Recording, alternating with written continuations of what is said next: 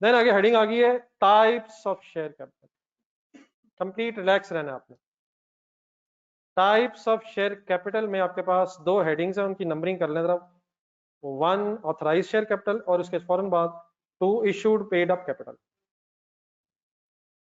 आपके सिलेबस में दो ही टाइप्स हैं। नंबर वन क्या लिखा हुआ है? Authorised capital.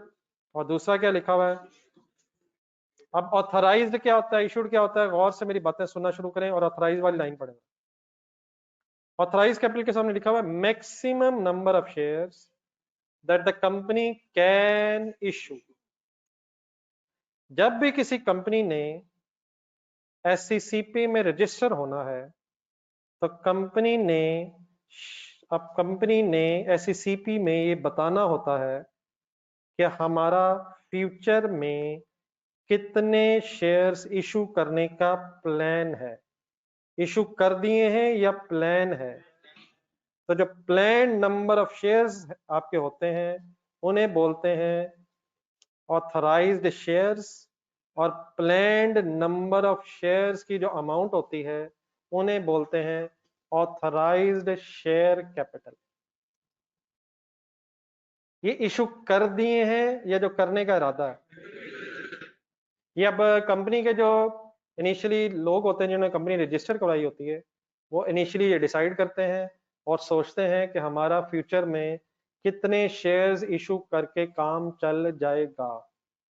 तो उसके मुताबिक वो फिर अपनी एक लिमिट सेट करते हैं। The maximum number of share जो कंपनी का इशू करने का इरादा होता है वो फिर एससीसीपी वालों को बताना होता है, और वो जो इरादा होता है शेयर्स इशू करने का उसे कहते हैं ऑथराइज शेयर्स, और मल्टीप्लाई बाय 10 करके जो अमाउंट आती है उसे कहते हैं ऑथराइज्ड शेयर कैपिटल।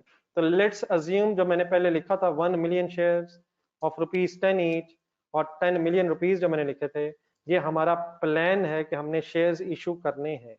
कर दिए हैं या करने हैं? कितने शेयर्स इशू करने का प्लान है और कितने पैसे देर फॉर अरेंज करने का प्लान है। ये इसका मीनिंग ये है सर। कर दिए हैं या करने का प्लान है। इसके साथ एक ब्रैकेट पढ़े जो अभी पढ़े थे, वो शेयर्स जो आपने इशू करने हैं उनकी एंट्री बोलना है। एंट्री किन शेयर्स की होगी? जो इशू एक्चुअली करेंगे उनके अगेंस्ट कैश आएगा, तो उन शेयर्स की एंट्री होती है जो आपने ऑथराइज शेयर्स में से इशू करके पैसे ले लिए हों। तो पॉइंट नंबर 2 पढ़े, क्या लिखा हुआ है? इशूड कैपिटल और इसके साथ स्लैश करके क्या लिखा हुआ है? Paid up capital. इशूड का मतलब शेयर्स इशू कर दिए हैं, पेड अप का मतलब उनके अगेंस्ट पैसे आ गए हैं। पाकिस्तान में कंसंट्रेट कीजिएगा जरा, पाकिस्तान में ये अलाउड नहीं है कि आप पार्टली पेड शेयर्स इशू करें। Let me finish. For example अगर आपने शेयर एक 10 रुपए पे इशू करना है तो पाकिस्तान में ये अलाउड नहीं है कि आप शेयर होल्डर से इंस्टॉलमेंट्स में पैसे ले लें। 10 पे अगर इशू करेंगे तो साइमल्टेनियसली 10 ही रिसीव भी करेंगे। इसलिए पाकिस्तान में इशूड और पेड अप कैपिटल एक ही चीज होता है, लेकिन ग्लोबली इशूड कैपिटल और पेड अप कैपिटल में डिफरेंस हो सकता है, बिकॉज दुनिया के कुछ लॉज ऐसे भी हैं जहां पार्टली पेड शेयर्स अलाउड हैं। ये मैंने सिर्फ आपको समझने के लिए बताया है। यहाँ जो स्लैश करके पेड अप लिखा हुआ है ये पाकिस्तानी कॉन्टेक्स्ट में लिखा हुआ है। पाकिस्तानी कॉन्टेक्स्ट में जितने शेयर्स इशू होंगे उतने ही शेयर्स के अगेंस्ट पैसे पेड अप भी हो गए होंगे from share holders. Therefore Pakistani context में क्या चीज किसके बराबर ही होगी? इशूड और पेड अप कैपिटल एक ही होगा। इसका मीनिंग क्या है जरा आगे पढ़ना जरा। जो actually number of shares issue हुए होंगे और जिनके अगेंस्ट हमें पैसे मिले होंगे उन्हें क्या बोलते हैं? Issued share capital. और उसी को भी क्या बोल सकते हैं? वो क्यों बोल सकते हैं सर हम? क्योंकि पाकिस्तान में पार्टली पेड शेयर्स का कॉन्सेप्ट ही नहीं है, वरना दुनिया के जिन लॉज में डिफरेंस है वहां इशूड और पेड अप कैपिटल में डिफरेंस भी हो सकता है, लेकिन हम पाकिस्तान में हमेशा क्या किसके बराबर ही समझेंगे? Issued and paid up share capital. Let's assume, board पे जरा देखें, 1 मिलियन डिसाइड हुआ था सपोज, लेकिन कंपनी ने टेम्परेरी तौर पे ये महसूस किया कि फिलहाल अगर 4 लाख शेयर्स इशू हो जाए at the rate of ₹10 each, it means कितने पैसे ले लें? 40 लाख अगर मिल जाए तो हमारा फिलहाल काम चल जाएगा। कितने शेयर्स इशू करने का इरादा है? 1 मिलियन। फिलहाल कितने से इंशाल्लाह गुजारा हो जाएगा? तो ये जो एक्चुअली इशू किए हैं 4 लाख शेयर्स, ये क्या कहलाएंगे? Issued shares. और इसके सामने जो 40 लाख रुपीस अमाउंट आई है, ये कहलाएगी इशूड शेयर कैपिटल। और पेड अप सेम ही है, इसलिए मैं बार बार नहीं बोलूंगा। लेकिन क्या भी ये कंपनी बोर्ड में देखें तो फर्दर शेयर्स इशू कर सकती है? कितने और इशू कर सकती है? अगर वो भी इशू कर दिए हैं तो फिर टोटल शेयर कैपिटल इशूड कितना हो जाएगा? 1 मिलियन शेयर्स हो जाएंगे और ₹10 ईच है तो 10 मिलियन शेयर कैपिटल भी हो जाएगा। अब अगर कंपनी ने सारे ऑथराइज शेयर्स इशू कर दिए हैं और कंपनी को महसूस हुआ है कि कुछ और शेयर्स भी इशू करने पड़ेंगे क्योंकि पैसे और चाहिए, कंपनी को एक्सपेंड करना है, तब कंपनी दोबारा पहले एससीसीपी जाएगी। एससीसीपी में जाके अपनी ऑथराइज्ड शेयर्स की लिमिट को इंक्रीज करवाएगी और अगर ये लिमिट इंक्रीज हो गई तो फिर फर्दर शेयर इशू किए जा सकते हैं। किसी भी स्टेज पे issued shares can not be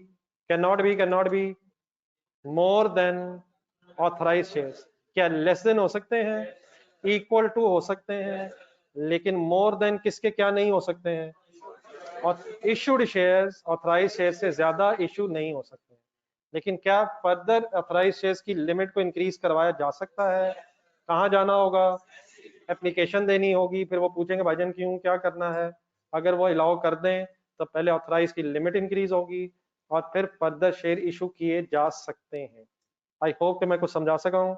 अपने वर्ड्स में बताएं, ऑथराइज शेयर्स का मतलब जो मैक्सिमम इशू किए जा सकते हैं, और इशूड का मतलब उस लिमिट के अंदर अंदर रहते रहते जितने इशू कर दिए हैं वो इशूड शेयर कैपिटल। एंट्री किसकी होगी? इशूड की, ऑथराइज की।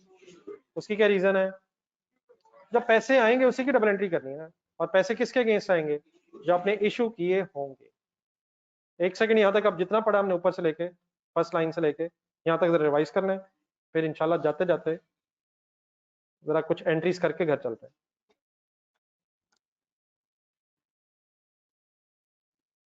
जी ऑनलाइन स्टूडेंट्स काइंडली आप भी जरा रिवाइज करना। जी चले आगे। चले सर, ये immediately after the line of issued capital, अब नेक्स्ट लाइन में आना आपने, एवरी शेयर। मिल गया? अब फुल कंसंट्रेशन, वाइंड अप करें सही। Every share has a registered price. Every share has a called as face value, या एक किस चीज के कितने नाम है? हर मुल्क में जो शेयर होता है उसकी एक रजिस्टर्ड प्राइस होती है बाय लॉ। उस रजिस्टर्ड प्राइस को फेस वैल्यू भी कहते हैं, नॉमिनल वैल्यू भी बोल लेते हैं, और पार वैल्यू मींस एक ही चीज के 3 नाम। मैं कभी अगर आपके सामने वर्ड बोलूं फेस वैल्यू, पार वैल्यू या नॉमिनल वैल्यू, तो मैं रजिस्टर्ड प्राइस की बात कर रहा हूं। यहां तक ठीक है सर? नेक्स्ट सेंटेंस पढ़ें। पाकिस्तान में नॉर्मली कंपनी के शेयर की रजिस्टर्ड प्राइस है ₹10। एक्सेप्शंस अवेलेबल हैं, लेकिन नॉर्मली पाकिस्तान में हर कंपनी के शेयर की रजिस्टर्ड प्राइस है ₹10। But once again, registered price has nothing to do with the market price. क्या market price may be more than face value? क्या it may be less than par value? और it may be equal to nominal value? I hope कि मैंने एक ही चीज के 3 नाम बोले हैं। क्या किसके बराबर भी, किससे ज्यादा भी, और किसके कम भी हो सकता है? Market price can be more, less और equal to the registered means nominal, face या पार। ठीक है सर? अब आ जाए फाइनली, आप बताएं, आपकी अगर कोई कंपनी हो तो आप फर्दर अगर कोई शेयर इशू कर रहे हैं तो आप किस प्राइस पे शेयर इशू करेंगे?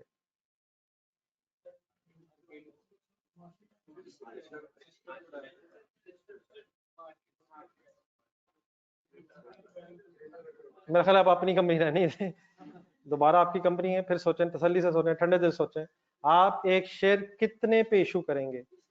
जितने पे लोग खरीदने में इंटरेस्टेड होंगे, जितने पे लोग खरीदने में इंटरेस्टेड होंगे। हम 5 लाख रुपए का शेयर बेचेंगे, हम नहीं बेच सकेंगे अगर लोग लेने की पोजीशन में नहीं होंगे। हम फ्री दे देंगे, अल्लाह ना करे। हम कितने पे बेचेंगे? जितने पे एक्सपेक्टेड होगा कि लोग मार्केट में खरीद लेंगे। तो हमेशा बेटा किस प्राइस पे बेचेंगे शेयर? मार्केट वैल्यू पे। और मार्केट वैल्यू क्या कम ज्यादा और इक्वल हो सकती है? किससे किससे किससे? तो शेयर हमेशा किस पे बेचा जाएगा? मार्केट वैल्यू पे। मार्केट वैल्यू कहां से पता चलेगी? मार्केट से, स्टॉक एक्सचेंज से, वगैरह वगैरह से उसके तरीके। नेक्स्ट लाइन पढ़े जरा। अब बोल्ड हेडिंग्स ढूंढनी है आपने। 3 पॉसिबिलिटीज बन जाएंगी। Number 1 issue of shares at, क्या मतलब, क्या मतलब, क्या मतलब? नंबर 2 नीचे पहले ढूंढे, बाकी एंट्रीज बाद में करते हैं। Issue of shares at a premium. Concentrate premium जरा वर्ड सुन लें जरा। प्रीमियम का मतलब होता है कि अगर फॉर एग्जांपल मार्केट वैल्यू है 20 रुपीज और फेस वैल्यू है 10 रुपीज, तो जो मार्केट वैल्यू और नॉमिनल वैल्यू में इंक्रीज है उसे क्या बोलते हैं? प्रीमियम। तो कितना होगा प्रीमियम? अगर 10 रुपए नॉमिनल वैल्यू है और 27 रुपए का शेयर ट्रेड हो रहा है, तो जो एक्स्ट्रा है, किससे एक्स्ट्रा? नॉमिनल वैल्यू से जो ऊपर अमाउंट है उसे प्रीमियम बोलते हैं। थर्ड लाइन देखें नीचे। Issue of shares at discount. Discount का मतलब होता है फेस वैल्यू से जितना कम डिफरेंस है। फॉर एग्जांपल 10 रुपए वाला शेयर मार्केट में 6 रुपए का ट्रेड हो रहा है, तो 6 रुपए डिस्काउंट नहीं है, डिफरेंस 4 रुपए डिस्काउंट है। अगर इक्वल मार्केट वैल्यू है नॉमिनल वैल्यू के, तो बनाए प्रीमियम है या डिस्काउंट है? कुछ भी नहीं है। प्रीमियम कब होता है? जब market price is more than nominal value, registered price, nominal value. जितना इजाफी अमाउंट होगी वो प्रीमियम है, और जितनी कम अमाउंट होगी नॉमिनल वैल्यू के मुकाबले में वो फिर डिस्काउंट कहलाती है। अब हमने 3 एंट्रीज इंशाल्लाह करनी है। आए सिनेरियो 1 पर वापस ऊपर। 3 सिनेरियोज हो गए। नंबर 1 फर्स्ट सिनेरियो पढ़े क्या है? इसकी एक एग्जांपल देखें नीचे जरा। For example 1 lakh shares of rupees 10 each issued at rupees. अच्छा, 2 दफा भी 10 क्या बता रहा है? 10 रुपए फेस वैल्यू वाला शेयर 10 रुपए पे ही इशू हुआ है, मार्केट वैल्यू भी 10 रुपए ही है। कितने शेयर्स इशू हुए हैं? 1 लाख। एंट्री करवाएं। छोड़े बैंक, वो तो वहां लिखा हुआ है, आप अपनी करवाएं। कैश डेबिट, आराम से आराम से आराम से। कितनी अमाउंट, कितने शेयर इशू हैं? एक शेयर कितने पे इशू हुआ है? कौन से 10 पे मुझे लिखवाया है? मार्केट वैल्यू वाला 10 लिखवाया है। क्या बना आंसर? तो what is a double entry? Cash या bank debit? Share capital credit कितने से? रुपीस से एंट्री होगी, 10 लाख रुपए की एंट्री होगी। Any confusion? Any confusion sir? Second point में सेकंड हेडिंग क्या है? उसकी एग्जांपल देखें नीचे लाइन।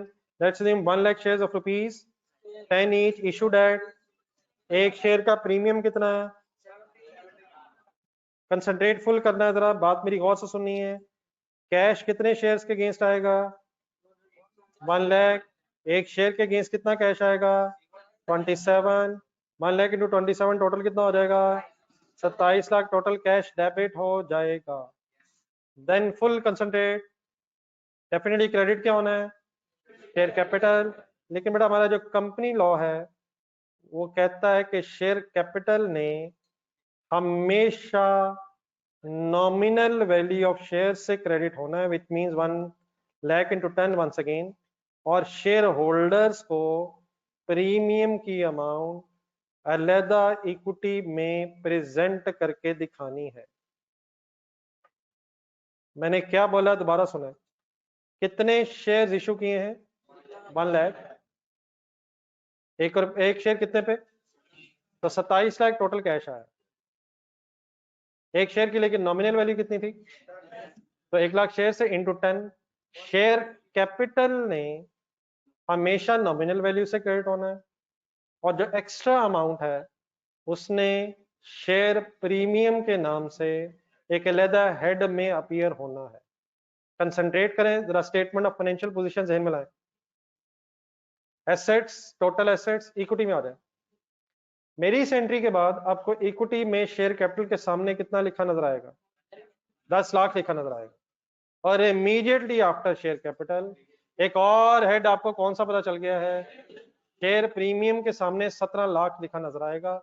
डेफिनेटली ये टोटल 27 लाख ही है, लेकिन we are suppose to disclose separately nominal value of share capital and share premium to share holder separately in the statement of financial position.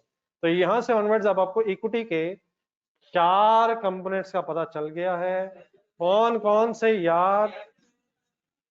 कौन कौन से यार?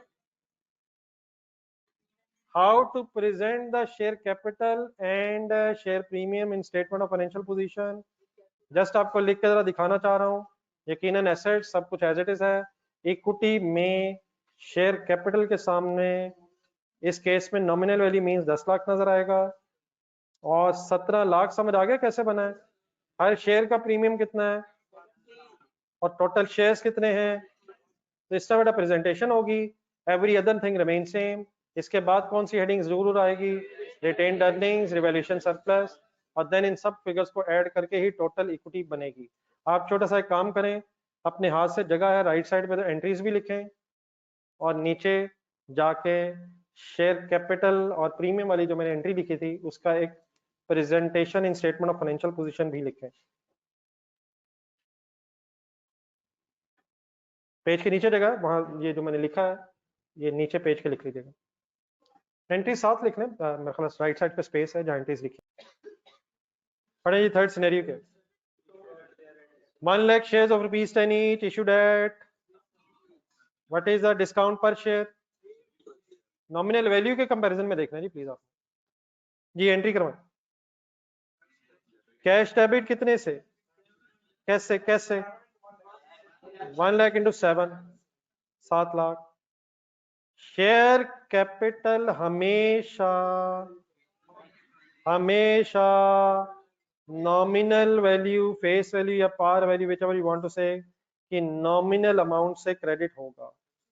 कितने से? Once again 10 rupees multiply 1 lakh, 10 lakh रुपए से टोटल अमाउंट आ जाएगी। ये एंट्री जरा बैलेंस करवाएं। अब ये बैलेंस नहीं है, किधर डिफरेंस है? डेबिट अमाउंट्स में है या क्रेडिट अमाउंट्स में है? डेबिट अमाउंट्स में है। डेबिट अमाउंट 7 लाख कम है। अब कितना डिफरेंस है? 3 लाख कहलाएगा डिस्काउंट ऑन शेयर्स या discount on issue of shares. है जो मेरी बात पूरी करने दिया करें। अब डिस्काउंट ऑन शेयर्स इक्विटी बनाया जी दोबारा ज़हन में। शेयर कैपिटल के सामने अभी भी 1 मिलियन लिखा नजर आएगा। डिस्काउंट ऑन शेयर्स जो है इसका क्या होगा? आप ये बताएं, डिस्काउंट डेबिट फिगर है क्रेडिट फिगर है?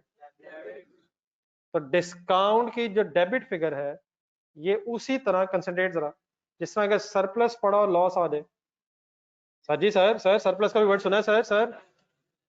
तो जिस तरह लॉस उससे एडजस्ट होता है, इसी तरह अगर पहले प्रीमियम आ रहा हो, प्रीमियम को पुरानी किसी शेयर इश्यूएंस की वजह से आ रहा है और डिस्काउंट आ जाए, तो डिस्काउंट फिर प्रीमियम से नेट करेंगे।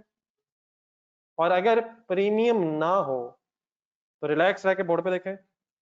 फिर जहां शेयर प्रीमियम का हेड बनाया था हमने शेयर कैपिटल के बाद, वहां डिस्काउंट ऑन शेयर्स हेड बन जाएगा। Relax relax.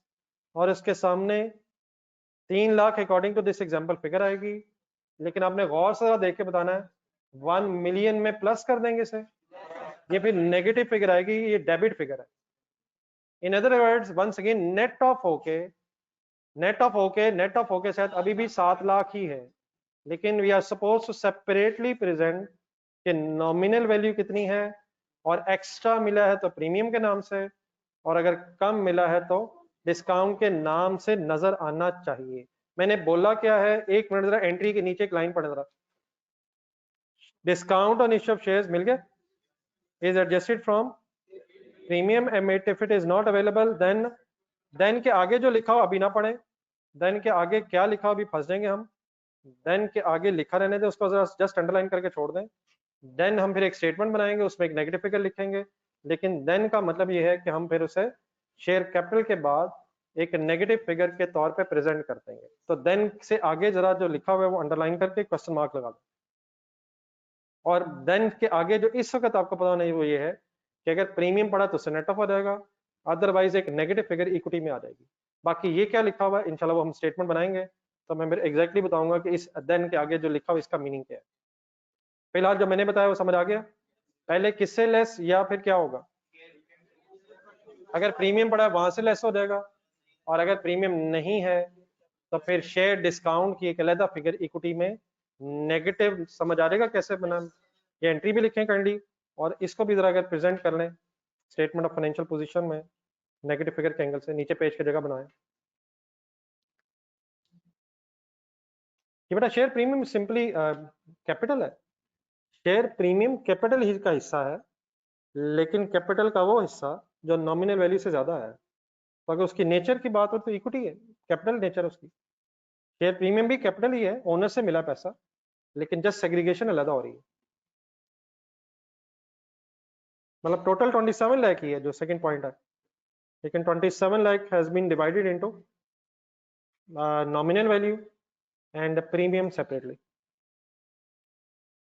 ये प्रीमियम हो या डिस्काउंट हो, इसने कहाँ इफेक्ट करना है? Statement of profit and loss में इसने कहाँ कहाँ इफेक्ट करना है? Statement of profit and loss में इसने कहीं इफेक्ट नहीं करना।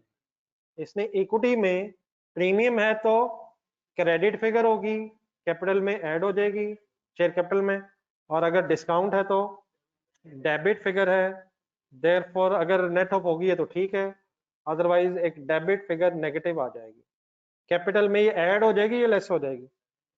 Y why capital credit figure है और डिस्काउंट डेबिट फिगर है, नेट ऑफ होके वही 7 लाख समझ आता है बन रहा है जी। ओके बेटा ऑनलाइन स्टूडेंट्स।